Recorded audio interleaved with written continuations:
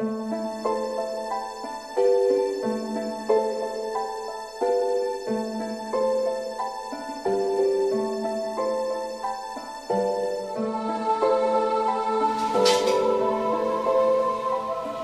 Sir or Madam, we will send this letter to every single news station, every single reporter, and every single newspaper around the world.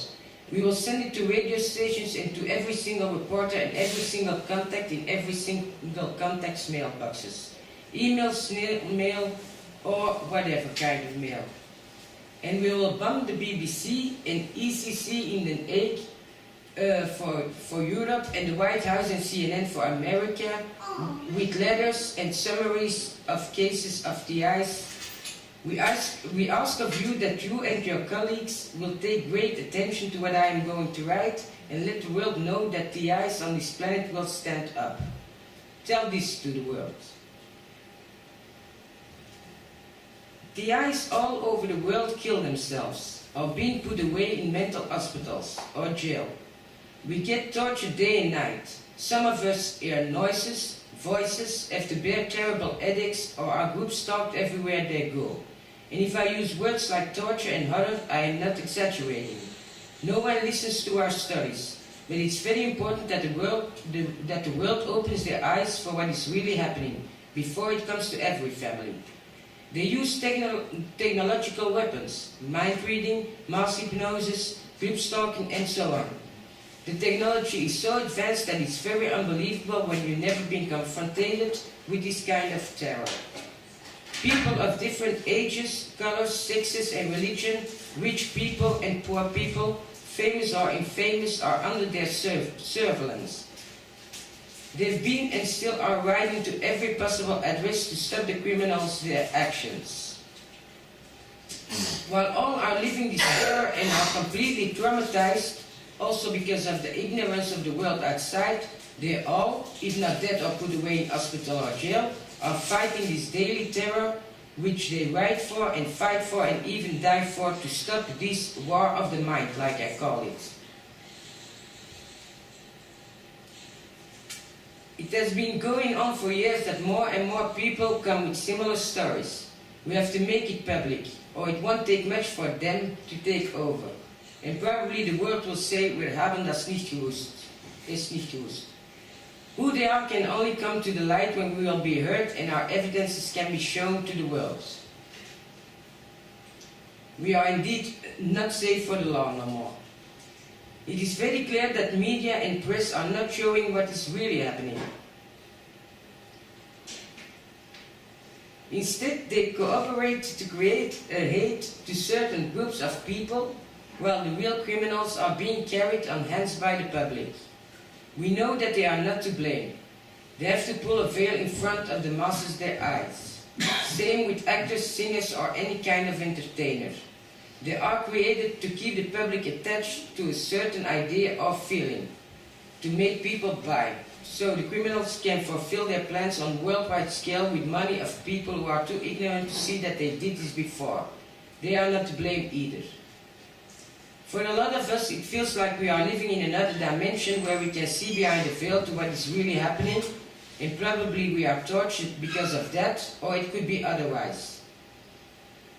A lot of us are or were on the run for their stalkers, while others can't run away from the voices or sounds in their heads. TIs all over the world who try to come out with their story are even more tortured because of the ignorance of the world outside. Millions of letters being sent by people all over the world, and all they get was peanuts. The criminals use all kinds of techniques to make us lose our credibility. Some being isolated and tortured since very young age, invisible for the outside world. Others came in it later. Since the end of the 80s, more and more people came with similar stories. Now the world is full of TIs shouting that they know more.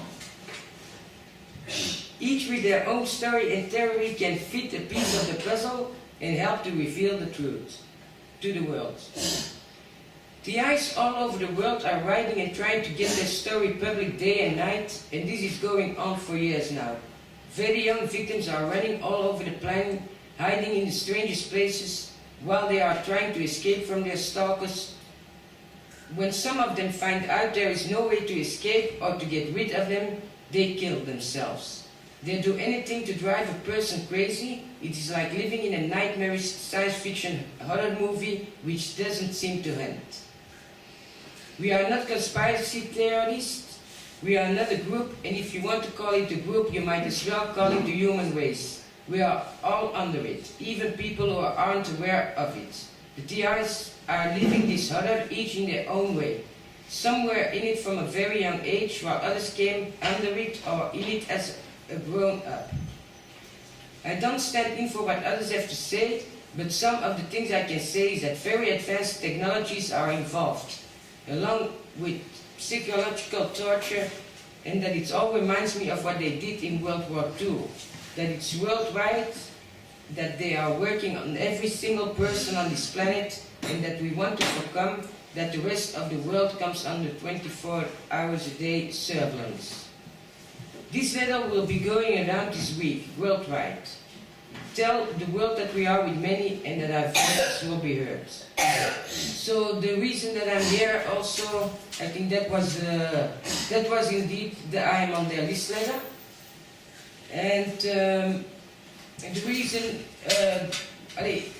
the only persons who reacted on the I am on their list letter, where I wrote it to a lot of stations where I kept updates on the internet.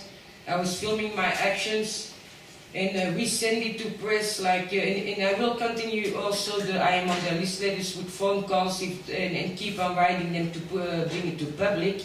But the only ones who reacted was Nibiru. Indeed, we have now also a lot of... I myself, I don't hear voices or whatever. I was group stalked since 1996. I know that I'm in a kind of experiment since I was a little child already. And I don't know if I'm chipped, but I know that people can follow you, and I can explain all about the techniques, but it's not now the right moment to do that. But I want to say also that we have some victims online. So we have Hassan and from Rabat, Derek Robinson is from America, and Astrid Vex from Austria, and Vladi. Hello. Oh, big love. Hi. Hello. Call him again. Call him again. Okay. Okay. One moment. Yes, hello? Yes, again here. Hi. Finally, was Okay. finished. Don't know why. Yeah, I just... Okay, so maybe indeed, like I forget also to tell to the people that now on the internet more and more people are coming together. It is really very difficult also because people mistrust each other very hard. But in the meanwhile, more and more people come together on the net and are forming kind of groups. So everybody takes his own specialty, if I can call it that way. Like mine in this case is a little bit talking to the press, but also we have the one who raised the FFCHS. Can you tell me more about it, Derek? Good morning, good afternoon there in Belgium. Greetings everyone. Thank you very much, Stephanie, for the invitation here today. And I appreciate the opportunity to speak to this group from the United States. Our group is called Freedom from Covert Harassment and Surveillance. Our website is www.freedomfchs.com. There are about 1,500 of us in our group, which is the very tip of an iceberg in terms of actual numbers of victims in the United States. We provide support for victims of organized stalking and remote electronic assaults, advocacy to legislators to ban the illegal use of mind control technologies, and outreach to the media and to the general public to raise awareness of organized stalking issues and the technologies of political control. What many of us are experiencing is what we call organized stalking, and remote electronic assaults. Organized stalking consists of covert psychological assaults which are designed to be experienced and recognized by its victims only. However, there is tangible evidence that we can point to that shows that our claims are real and not imagined experiences. For instance, there is a private investigator, David Lawson, who infiltrated a stalking network and wrote a book entitled Cause Stalking, which documents his observations. In that, he details a network of average American citizens in all professions of life, strategically placed in positions of power and influence in society, who have a zeal for bettering their country as they believe they're doing, while destroying the lives of their victims, many of whom are doing absolutely nothing wrong. Secondly, we have had private investigators on at least 2 occasions that have gone undercover for their clients and have uncovered the network of stalkers who are harassing their clients. Thirdly, we've had a few individuals that have come to us claiming that they had previously worked as stalkers and harassers themselves. Their unique perspectives serve to supplement and to verify our own experiences. As for the electronic attacks, there is plenty of information readily available on the internet and in print about the development of mind control technologies in the US and around the globe. For instance, Dr. Jose Delgado from Spain, even in the early 1950s and 60s, was developing and using radio frequencies to remotely control and influence the emotions and bodily movements of animals and even people. Fear, sadness, anger, rage, anxiety, lust, euphoria, fatigue, the control of limbs, forced vocalizations, and more were remotely induced by Delgado and detailed in his book, The Physical Control of the Human Mind. Dr. Joseph Sharp, a psychologist, while working for the Walter Reed Army Institute of Research, developed the first device which broadcasts the human voice into another person's mind. He and his colleague Mark Grove used the transmitter to broadcast Mr. Grove's voice into Dr. Sharp's mind, the numbers 1 to 10, and this happened in 1973 and was written about in the March 1975 issue of the trade magazine American Psychologist. The patent for this device is number 6587729 and is currently held by the Secretary of the United States Air Force. In more modern times, Dr. Barry Trower, who is a retired British microwave research scientist, makes the claim that there is military application for microwave frequencies which can intentionally induce a variety of adverse effects upon the human mind and body. He claims to hold a list of at least 120 frequencies and their corresponding health effects on the human body, including strokes, cancers, heart attacks, migraine headaches, DNA damage, skin problems, blurred vision, nausea, disorientation, rheumatism, sleep deprivation, memory loss, and thoughts of suicide, to name a few. In summary, what we in the United States and worldwide are seeking is to raise public awareness of the proliferation of mind control technologies, which are becoming an increasing threat to our civilization as we enter the 21st century. They have the potential to totally enslave the entire human race at some point.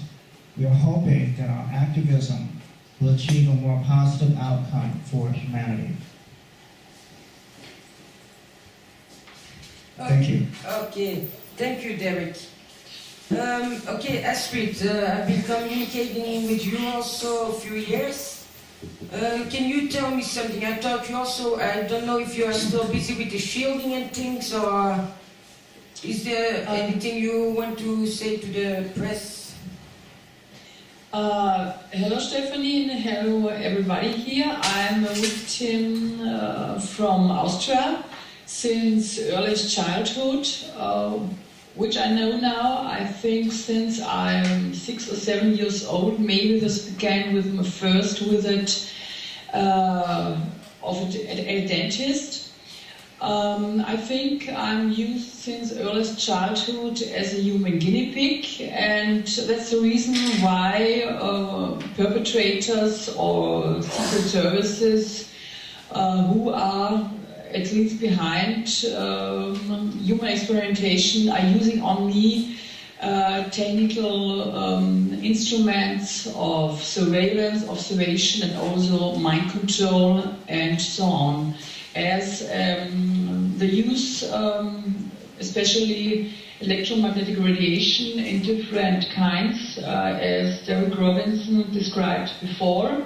They can do everything with the human body, especially in my case.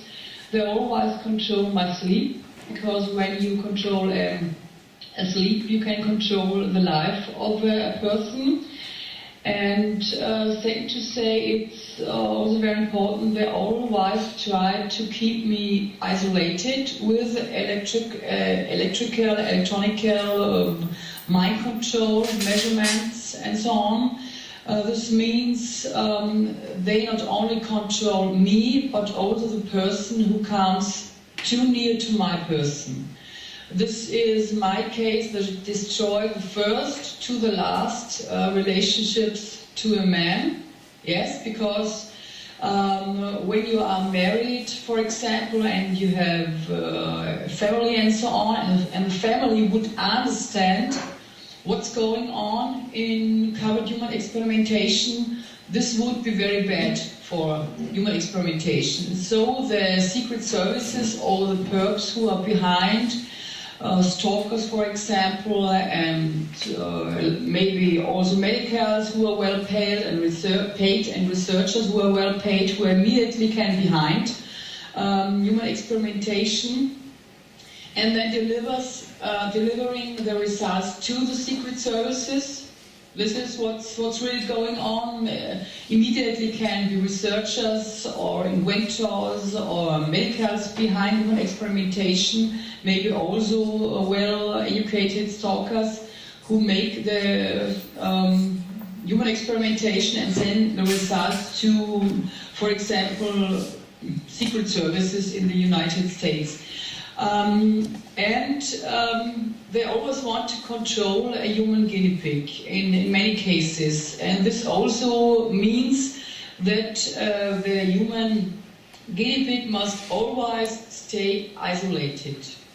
And so the victim should be surprised when always bad things happens in their lives, because this happens in my life since I'm 20. When I go outside, when I go shopping, I feel okay, I feel good.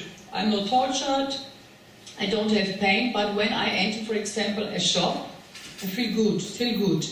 And then I'm longer and longer in a shop, and I feel a little bit more and more aggressive. I don't like this, I don't like this person, and this is going on and more and more. And then when I come near to a seller, for example, or a person I know, I like, or I would try to go in contact, immediately I can get very aggressive, only from my feelings, only in my feelings. I can get immediately very aggressive. And I think immediately, oh, I don't like this, I hate this person, all the things. And then a few minutes, a few seconds later, the same to the person I want to talk with. I can see, I know this meanwhile, and this is going on in my life since I'm 20. And I can see this, meanwhile, very well from the behavior of persons I'm talking with. This is a control radiation always sent on me. The systems who are normally behind my torture, even when I feel good, is reading my mind, reading my thoughts, reading my feelings, reading my subconscious, and influence them. Normally, in my case, in a bad way, to stay unsocial, isolated, aggressive, complicated, and so on and so on. And everything, and the longer you are under mind control, even when you feel, oh, I'm okay, I don't feel pain, the longer you are under mind control, you must not be under mind control the whole day long, but when you're, for instance, under mind control during 2 hours a day, you are programmed, you can be programmed for the whole day long. You must be, to get back your own personality, you must be deprogrammed. And I'm used for a very long time human experimentations. I'm not sure when they use me, when they make real human experimentation on me, but I think they do this when they want, especially during sleep, I think. And in the last, since April 2002, before I was very less under physical pain, very less, but they always tortured me with sleep control and sleep deprivation. Even when I was a child, even when I was a teenager, they tortured me when I was 13. So extremely with sleep deprivation that I didn't grow anymore. So this means for me, they did this because when a person grows up, the brain and the body and so on changes of a person, and they must work more to react on the changes of human body. And the reason why a lot of victims, can you hear me? Yes, now I do. The reason why a lot of victims worldwide, which are used in human experimentation, are tortured in a very similar way is because they also prepare a human body for human experimentation in a similar way. You understand? Because they send, if you see, they change a human body, human subconscious and so on, human feelings, with artificial mind control radiation techniques.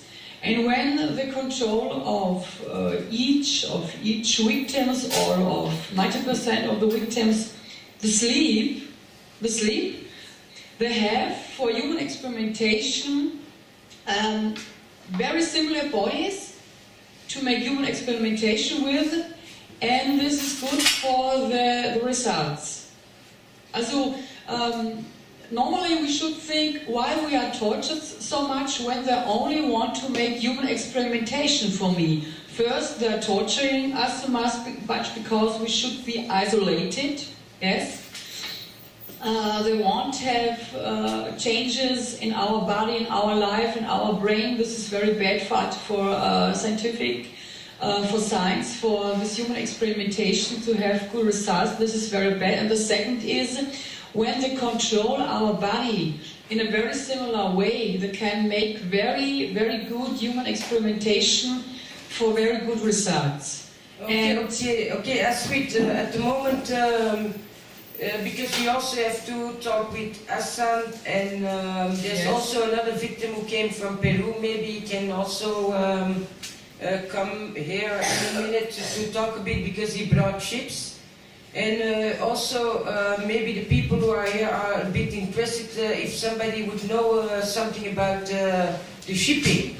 Because there are people like Mr. Robinson, maybe you know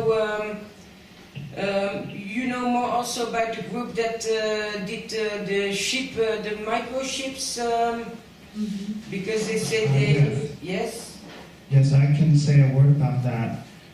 There is a group among our community that are in the beginning stages of testing our community as well as the general population for microchip implants. And so far, there are a number of people they have tested, I guess around 50 people altogether, both in our community and the general population.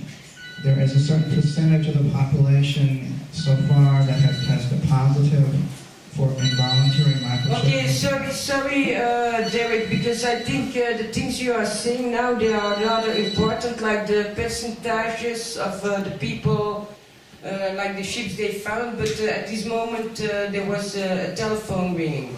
So I didn't really get it, but I don't know the people there, but maybe you can repeat it. You can repeat it, Derek. Thank you. Okay, all right. What I was saying is there is a group of us in our community that are beginning to test our community as well as the general population for microchip implants. And we have found that about 40% of the people tested have come up positive for involuntary microchip implants. The importance of that is that once a person becomes implanted, there are a variety of effects that can happen to a person biologically as well as psychologically. So these are instruments of control that are involuntarily implanted. A lot of times it happens during surgery in a hospital, in dentistry. We have found that people going to the dentist have been involuntarily chipped.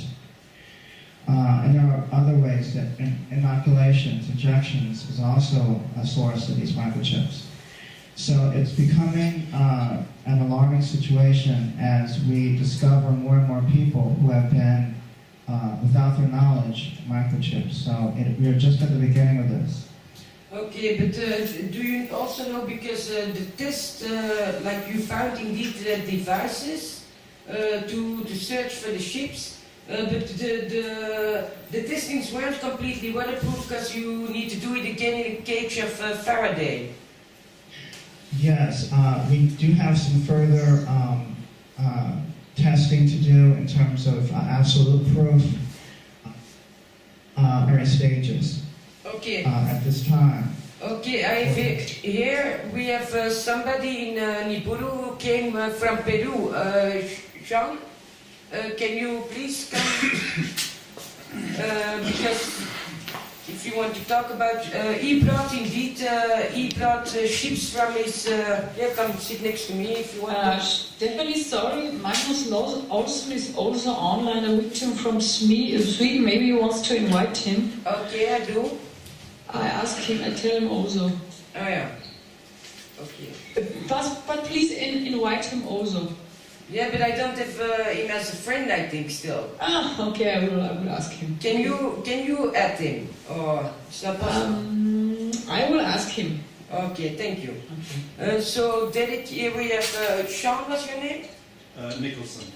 Nicholson. We have Sean Nicholson here. He came from Peru and he brought ships he found in his body. Can you tell me, the thing I saw, it was a kind of green. Can you tell me something about how you found the ships? And I give you the microphone now so you can... Yes, well, I was actually implanted 14 years ago in a hernia operation in Saudi Arabia while I was working for British Aerospace. I was operated on under general anesthetic and I started to suffer symptoms afterwards, very strange symptoms which I couldn't trace the origin of. And after, it was only 2 or 3 years ago that I successfully had a vascular scan show strange artifacts. And some of those were removed in October and November of last year. And various other scans have shown that there is still widespread gadgetry and circuitry inside my body. My whole body is wrapped in 5-strand microwire, for example, and the symptoms are many. I have a prosthesis and lead to a cochlear implant that was implanted illegally, which gives me incredibly strange sounds night and day, basically around the clock. And I have pulses in the. I have strange pulses in the groin and in the anal region, which prevent me from sleeping unless I perform the most incredible acrobatics and contortions to be able to get to sleep. I have induced rapid heartbeat from a capsule that was put into the aorta, and I actually had previously, I had tingling in the scrotal skin, which was produced by a microstimulator that was disguised as a clip, and that has been removed, and the symptom has now disappeared.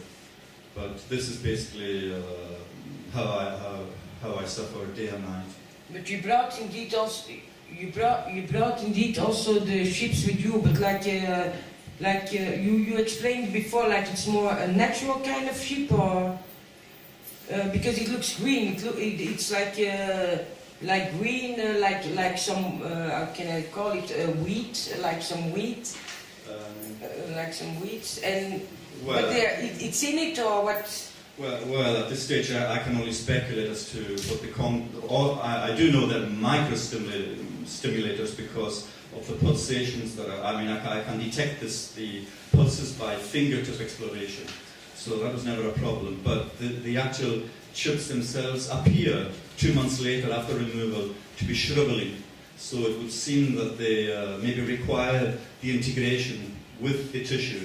They actually require to be in the body to survive, because they seem to be dying slowly. They seem to be a kind of intelligent implants, to be honest. Yeah. But for example, the actual nucleus of the implant, like this, that protein that you see there, it's about the size of a grain of rice. Yeah. And that's a solid object, which is the actual microstimulator. There are obviously other parts to the implant as well, like it's probably a polymer coating and various other things there, but who knows? This technology is probably beyond us. So you found it out yourself, and can you explain how they found it and how it was removed? Yes, well, I had some magnetic resonance scans and CAT scans, and they found nothing. And I then decided to have a vascular scan, a vascular angiogram, since the symptoms related to pulsations. And the vascular angiogram detected quite a lot of strange implants, mainly in the groin. Then I doubled up with X-rays, and the X-rays actually proved the existence of these in my body. And I eventually found a surgeon in South America. I couldn't find any in the United Kingdom that was prepared to take it on, so I went to South America, and that's actually where I had the scans as well. And I eventually found a surgeon who removed some of these implants in October and November of last year, so maybe basically a couple of months ago. Okay, we also have Hassan from Rabat. Hello, Hassan. Hi everyone, thanks Liburu for let us give our voice, and thanks to Stephanie to let us also talk on this conference. Excuse me, Hassan, I don't know if everybody can understand it good? No. Do you hear me? Yeah, now we hear you, yes. It has something to do with the typing, somebody said. Okay. Alright, I am a victim of mind control experimentation since 1986 in Paris, when I was living in Paris. So it started there, and it still continues here in Morocco. I have synthetic telepathy, forced speech, control of the body movements, dream manipulations, attack on my memory, on my organs, heart, genitals, bowels, headaches, pinpricks, loss of memory, as I told. As I am also now, right now, I have big headaches, and my memory has been attacked. as I am speaking to you. So I have all this, and since more than 2 decades in its Okay, maybe wait a minute. Can I please ask? Wait, Hassan.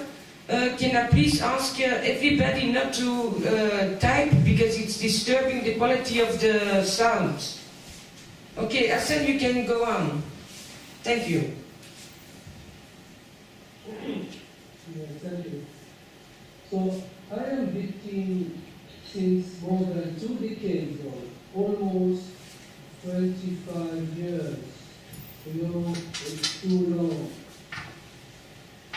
Oh, can you get close enough to the? Can you get close enough to your micro because we really have disturbance on your. Yes, go on. Okay, do you hear me now well? Yes. Now we hear you better. Now we hear, yeah. Thank you. Yeah. We'll talk to you about a bit about scientific liberty. That it's you know, the perpetrators talking to my head directly, and they can talk in different various way. I mean, they can talk, you know, slowly. They can, not so loud, but they can also shout in my head.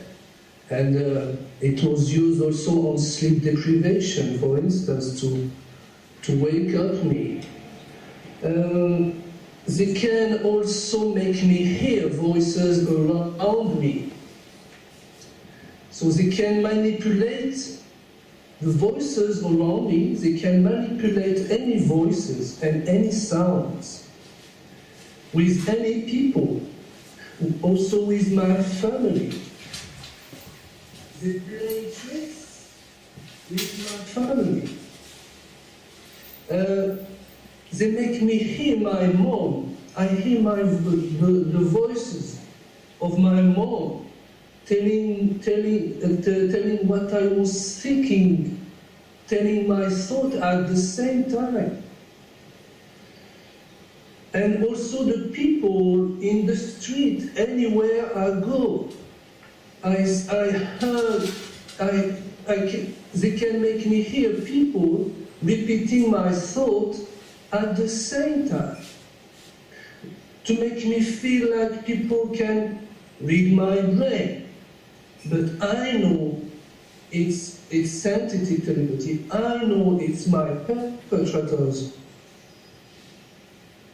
who are doing this to me. So I try the best I can to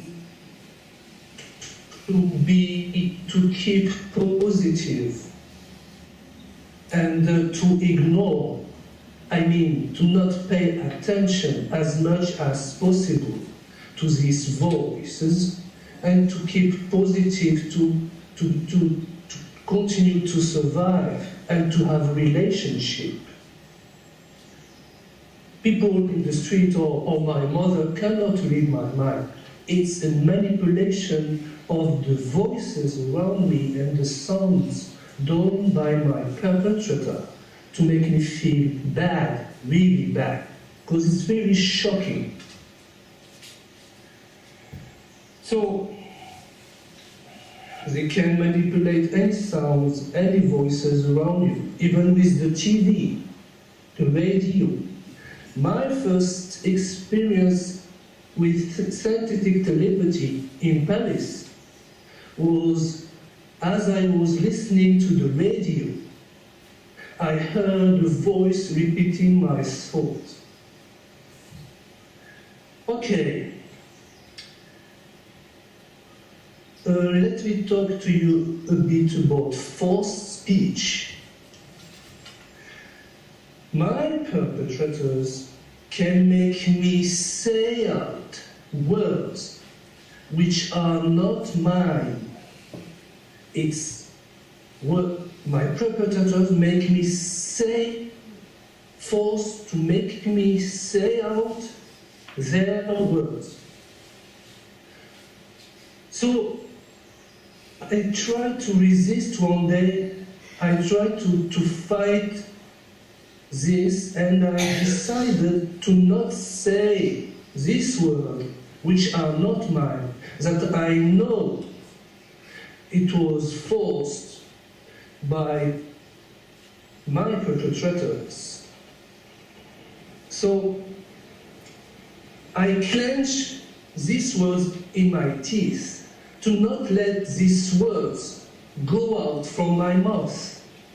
And I will contract myself to not say it, to not say these words. But I couldn't be contracted.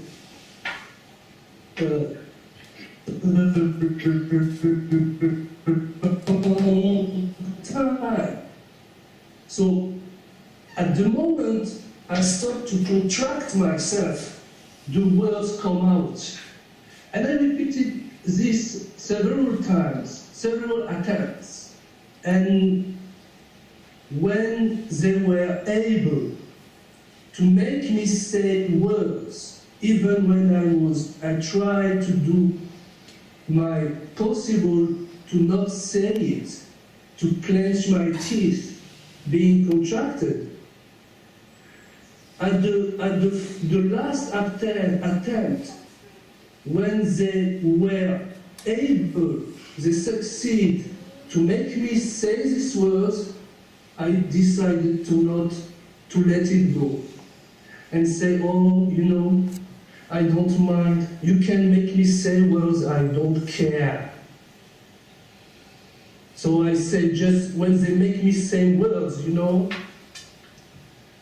I reply to them, just go to hell.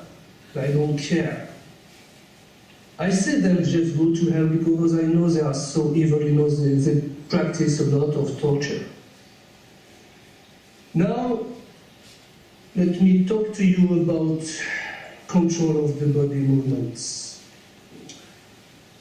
They can control my limbs, my movements of arms, hands, legs, head, eyes, any part of the body.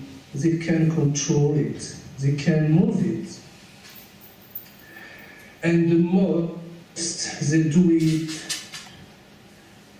when I'm so broken and weakened after a sleep of torture, because they torture me also during sleep. They attack my memory, and when I woke up I had a big headache like today. And so when I am really broken, they play with me like I am a puppet, and I just, you know, let it go. It's not because I accept this situation, I don't accept. But to survive, you have also to let it go, you know? It's like for the voices. If you want to survive, to ignore it, you have to let it go. You can't fight this. I don't have children. You can find this, but you have to, in a smart way, so you have to let it go. Excuse me. So, I know they can control my body movement and play with me like a puppet. They also use the control, excuse me again. They also use the control of the body movement in sexual harassment and rape. While I'm sleeping, they can, you know, they can rape me remotely, and remotely at distance by this control of the body movement and sexual assault. That's horrible. So So I woke up and, you know, I am ashamed to tell this to tell this to you on the radio. It's so humiliating. But I can say that they can rape me and make me masturbate myself during my sleep. And when I woke up, because of this electronic rape, I resist and I rise from the bed and to dress my trousers. They can remove my trousers and I dress it and they remove it, you know. I even seek refuge in the prayer, to do my prayer before God, to find refuge. And they even raped me during my prayer, and I stopped the prayer. I also, you know, I stopped this because it's so humiliating. No, okay. During any action, but yes? Okay. No, it's okay. Everything you say is good, and it's all testimonies of people. So, but there's also we don't have too much time left. But then I also wanted to ask, because Vladi's also online. Hello, Vladi. Hi. Hello. So Vladi's from Bulgaria. Yeah. My name Bulgaria. is Voislav Tsekov. I'm 23 years old and I'm living in Sofia, Bulgaria. In first place, I want to say that I never attacked anyone. I don't have criminal records and have never been convicted. I graduated National High School of Mathematics and Natural Sciences, and then I worked as a software developer in a computer company. 1 year later, I decided to study Spanish philology in the University of Sofia. I had excellent grades and good relationship with my colleagues. In second year, in April 2008, the attitude of my colleagues and professors towards me changed. They began to lie me, imitate my movements and gestures, make jokes of my words, mock, shout me, insult me, criticize me, began to put into question my decisions, isolate me, say me that I'm crazy, distribute my pictures, and accuse me of many things. They were talking about what I said or did. I have not deserved this attitude, and nobody has had such attitude towards me before. When the new scholar year began, the jokes, imitations, etc. of my colleagues continued, and I stopped talking to them.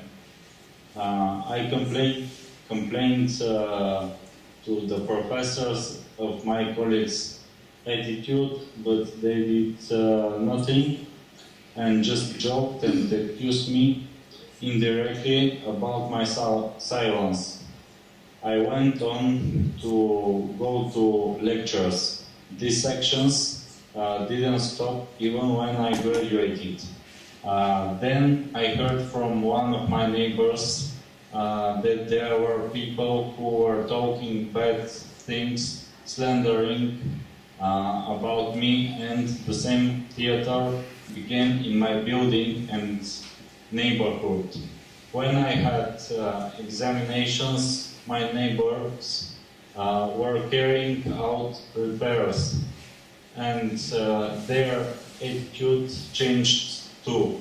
I was wakened with hammering on the wall, doors bell, phone ringing by neighbors every day. I do my best and I'm positive and polite towards them. Many employees in my neighborhood become angry and have negative attitude when I'm in grocery shops, in post office, etc. When I visit a casual shop, the attitude of the employees is very positive as usual. My internet access is restricted. I have problems with my internet connection and I receive a lot of spam messages daily. I complained to my provider and the employees said me that there were no problem. I checked in internet and discovered many common symptoms with other people all over the world. In the meantime, I was working and was fired without reason. I was sending my CV every week to different employers and twice I had job interviews, but the interviewers just joked with me and their questions were hilarious and humiliating. I didn't receive answers or invitations for job interviews anymore. Until now, I have no job, no finances, although my qualification. My health began to deteriorate or get worse progressively. I had nausea, convulsions throughout all my body, tinnitus, stomach pains, headaches, and nightmares. I have tinnitus during the day, and every night the sound of tinnitus increases its volume at 10, 11 o'clock. At the same time, my grandmother, who lives with me, had tinnitus, trembling, blood pressure problems, disorientation, headaches. Once in public place, I was attacked in my eyes and they became red. I went to doctors because of the tinnitus and they recommended me consultation with a psychiatrist. I consulted a psychiatrist and he didn't find out the reason of my problem. And he said that I'm mentally sane. Thank you. Okay. Yes, I wanted to ask you if it's possible for the victims online to be online again tomorrow at 2 o'clock. Because here with Niburu also and the people here, we are going to do something further, but I will discuss it after this. I will discuss it later. But the people came to ask it while you were talking if you can be online tomorrow again. Yes, Stephanie, we stop now, it's finished? Yes, we are closing now and then... Yes. So, we're shopping. But do you think it can be possible to be online tomorrow? And even if it's possible that I ask somebody else also? Anton? Yes, that's okay. If you can make sure, because I can't go online today, but if it's possible to be online again tomorrow, because I don't know really what the thoughts are that we can do with it, but it should be important that you can be back online tomorrow at 2 o'clock. At 2 o'clock? Yes. Yeah, at 2 o'clock tomorrow. Mm-hmm. And if you can ask like Magnus or even yes. like Yun Lao or others, you can ask to join. Maybe you cannot be online on Friday in the late evening because Lars is here and Jess and all. No, so I'm in Holland now with the press meeting and like I was updating everybody. It's only for 2 days. I took train. Yes. So it's 15 and 16 that I'm now in front of the press with cameras and so on. And tomorrow will be the same. So. Yes, tomorrow. 2 p.m. 2 p.m. Okay. See you all and thanks very much. It was very interesting. Okay. Can I Bye. question? Yeah, thank you very much, Stephanie. Bye bye. Okay, see you tomorrow. Bye. Stephanie, Yeah. and I ask you a question, Stephanie. Yes. I thought it was an interview. So can we speak with the journalist and if they have some question to ask us? Yes. Yes. So, Yes. Yes. Is there a journalist or somebody who wants to ask? Can we bring it also to tomorrow?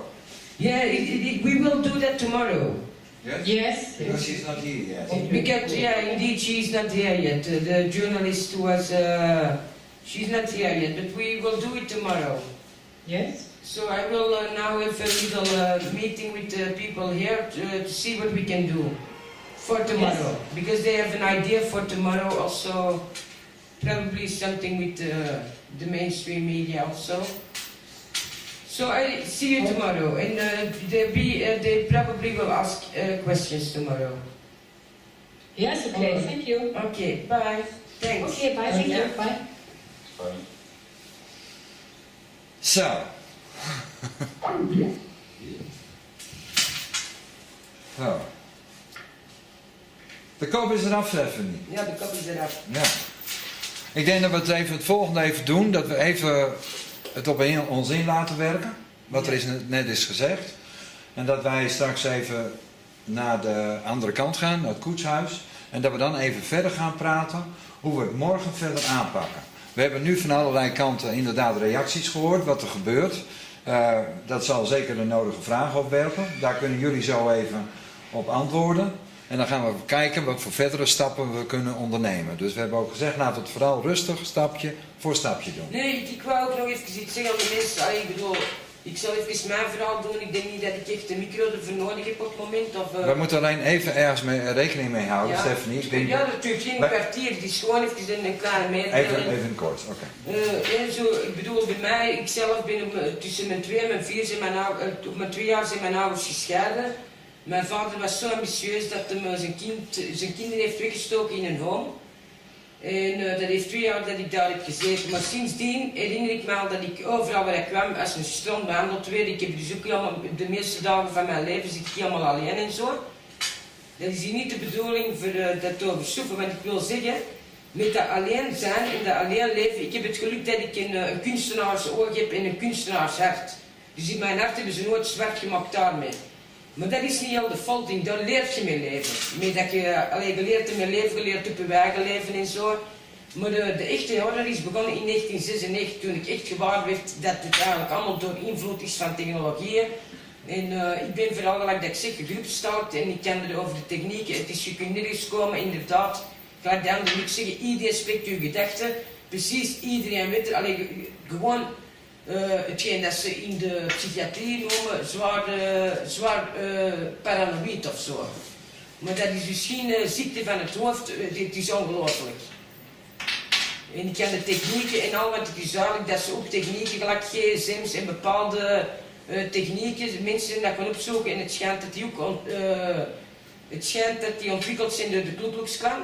De technieken die veel victims ook zo verklaren. Er zijn mensen die er foto's van nemen, maar dat zijn geen bewijzen, weet je. Je kunt dat voor andere mensen lijkt het precies of dat zijn gewoon mensen. Maar het is inderdaad, mensen spreken je gedachten, of jij zit over een gele pinguïn bezig met blauwe bolletjes. Overal waar jij komt, begint iedereen over dingen.